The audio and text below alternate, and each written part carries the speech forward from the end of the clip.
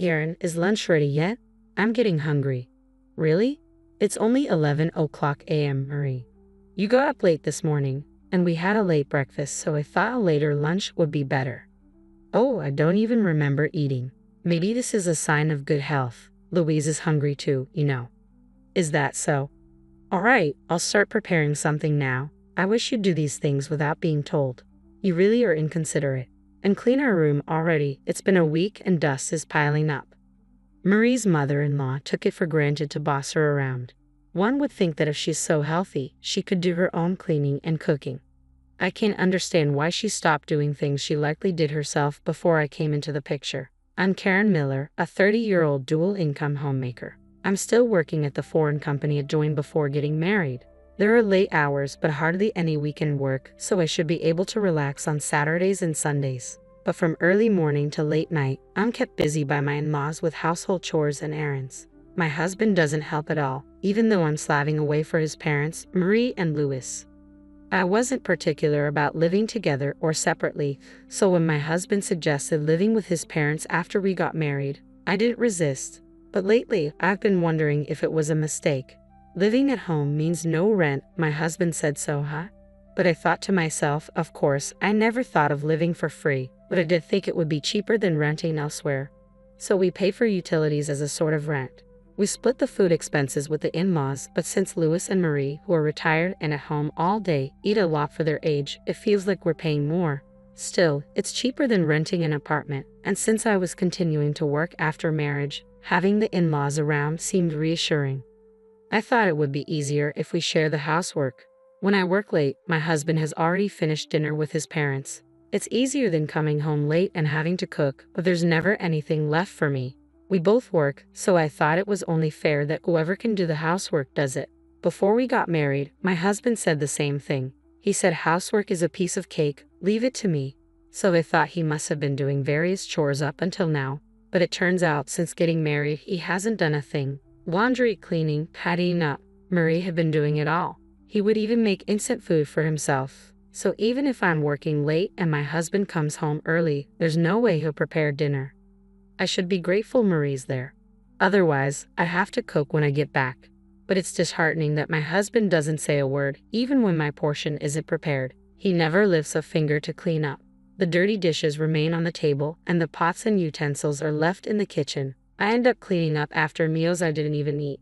Coming home tired from work and then dealing with this is quite exhausting. My husband, having skipped dinner preparation, acts as if he's had it easy, which just adds to my frustration. In this house, everyone thinks it's natural for the daughter-in-law to do the cleaning and laundry. The in-laws don't even clean their own room. On my days off, chores pile up as if they have been saving them just for me. Sometimes I wonder if they're deliberately creating tasks for me. Louis is 68 and Marie is 65, but they're incredibly energetic and talkative. They seem more vigorous than me, so I wonder why they can't do the housework. Well, it's good that they are healthy. It would be much harder if they needed care, that's true. But listen, if it ever gets too much, come back home. You always have a place to return to here.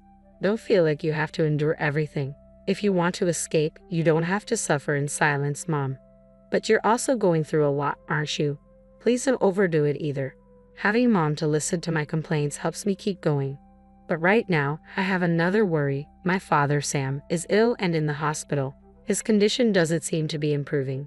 My parents are a close couple, and Mom visits him almost daily. I try to visit as much as I can, but between work and chores at my in-laws, it's hard. When I finally manage to visit, Dad looks so happy, which reassures me. But each time I see him, he looks thinner, and it pains me. Mom must be feeling the same way. Mom, are you resting enough? You look pale. I'm fine, dear. Just make sure to take care of yourself. I know. Mom smiles, but she really looks pale and lacking energy. I'm worried it must be fatigue from caring for my father. Despite knowing about my father's hospitalization, my husband doesn't visit, and my in-laws act as if it's not their concern, continuing to give me tasks. I'm not just a submissive daughter-in-law. I push back sometimes, especially with Louis, who often asks for annoying favors.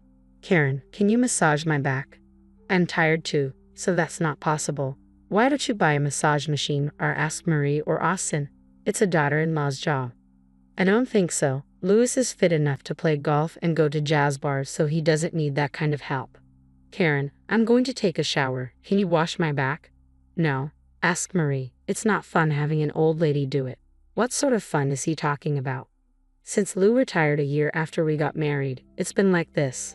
When I tell my husband to just wash his back, he unbelievably says, as if I haven't even washed my own father's back since becoming an adult. Louis is just an old man who's technically a relative. To be honest, it even feels creepy 3 years into the marriage. What I thought was a simple fight has turned into a situation where my in-laws dump chores on me, my husband doesn't help, and there's no sign of improvement. Meanwhile, my own family is ill, and he doesn't seem concerned. Maybe it's time for me to go back home and take care of my dad with mom. My husband then drops a bombshell. I've got a business trip for a week starting this weekend. Really, don't contact me unless it's an emergency. It's embarrassing to get calls from my wife all the time. Understood, I respond. I wouldn't contact him unnecessarily anyway. I'm also working, I'm not that free, and I've never called him at work before. 2 days after my husband left for his trip on a Monday, I get a call from mom while at work. She has never called me at work before. I immediately think something's happened to dad and answer in a panic. Karen, Sam's condition has suddenly worsened. Mom's voice, crying on the other end, echoes in my ears.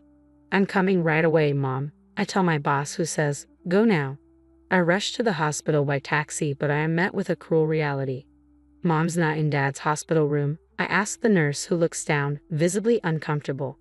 Well, Mrs. Miller, you've just arrived. Where's Mom? I implore. She passed away. The nurse hesitates. For a moment, I couldn't comprehend what I was told. I had rushed to the hospital after receiving a call from Mom about my father's critical condition, but now they were saying Mom had passed away. It didn't make any sense. Please, the nurse says softly, leading me to another room with just one bed, dimly lit. Someone was lying there, but it couldn't be Mom. Yeah, as I approached with trembling legs, the face. What I saw was unmistakably my mother, silent and motionless. Mom was there. How could this be?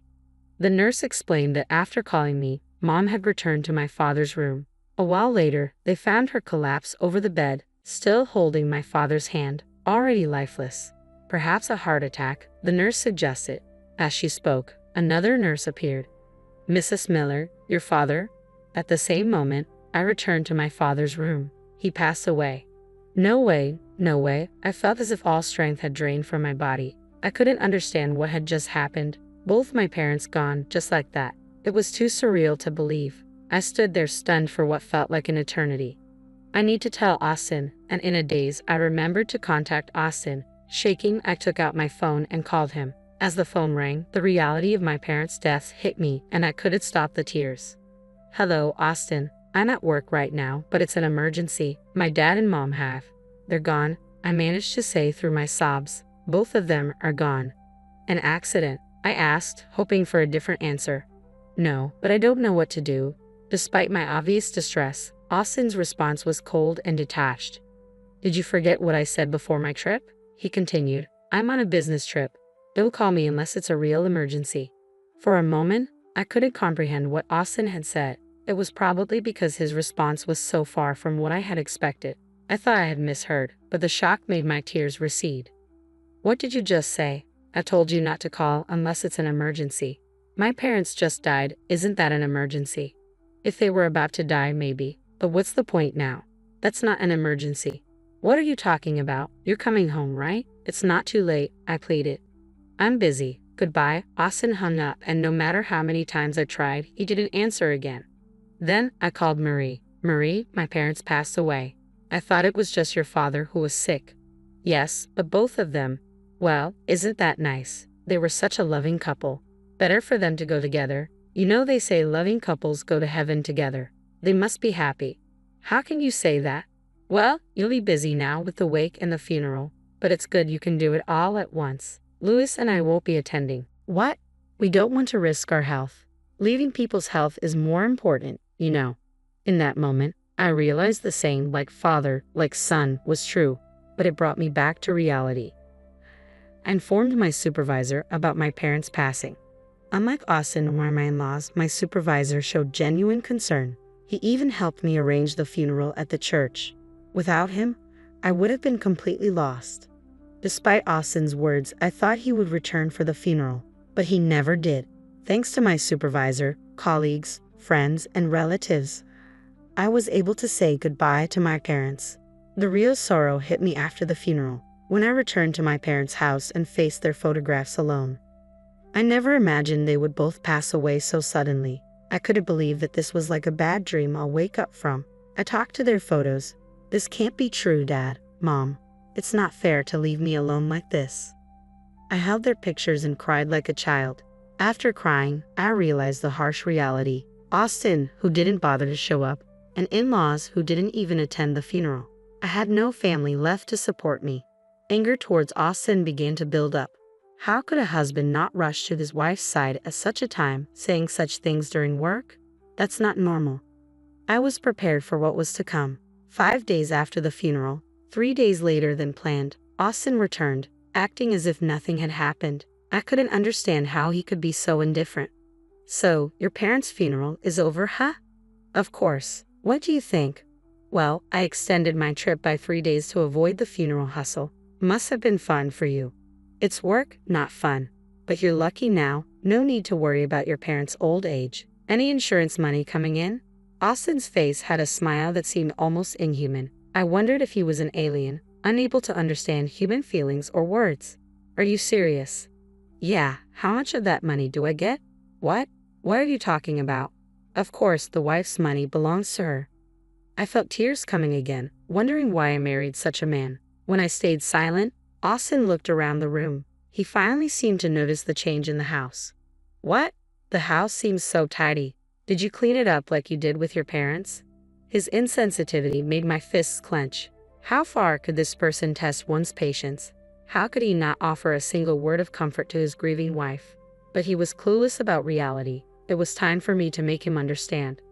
I took a deep breath and looked up at Austin. I'm going on a long business trip. Take good care of Louis and Marie. Austin seemed confused, looking around the house, still nothing grasping what I meant. Where are Mom and Dad? Did they go shopping? He just realized they're not here. Where did they go?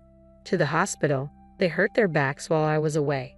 For my parents' funeral, my in-laws started to move a very heavy piece of furniture from my room to theirs and ended up with lower back strains. When I returned, they were in agony, unable to move, having gone without food or water for 2 days, unable even to go to the bathroom. I wondered if this was some kind of divine retribution. I called an ambulance for my in-laws but didn't accompany them, explaining that we weren't related. Emergency vehicles don't allow non-relatives to ride along. I gave the paramedics Austin's number, but I knew him well enough to expect he wouldn't answer unknown calls. Why didn't you contact me? Well, you didn't come back even when your parents passed away, so I assumed you wouldn't for a back injury. Don't equate your parents with mine. Your parents are strangers, but mine are family. Oh, I see. That's reassuring. Then you'll take good care of them. What do you mean by take care? If they're immobile for too long at their age, they might end up bedridden. Austin started trembling. That's not true, right?